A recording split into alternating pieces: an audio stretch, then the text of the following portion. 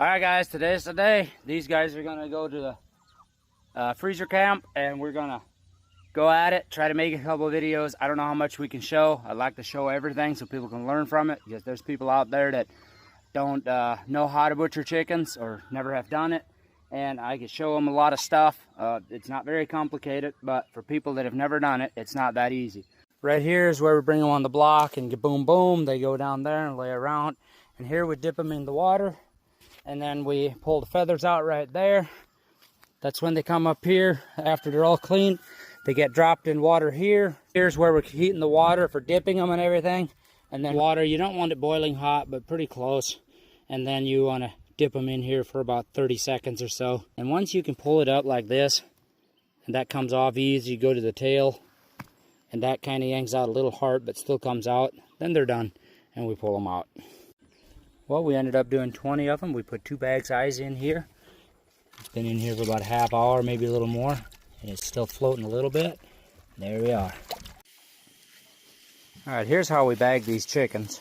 This tube goes inside to let the air out when it shrinks. Johnny, you're getting in the way. You're getting in the way. You're getting in the way. You happy to help? Yeah. Alright, so we take it, and I got this thing to dip them down in there a little bit. The water is barely deep enough, and you can't see it. Let me turn my light on. Can't see it very well because of all the steam. And you put them underwater for about 10 seconds or so. A lot of times it don't even take that. And try not to burn your hand like I just did, because it's barely deep enough.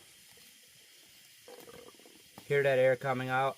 That's bubbling out of the Johnny back up.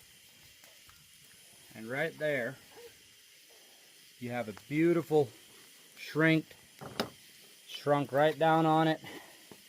Now you just pull that tube out and you tighten this thing up. And trim the ends off. And right there, you got a beautiful home-raised, about 10-week-old bird that was free-ranging, happy, awesome life. And we just did 20 of these today. So happy about this.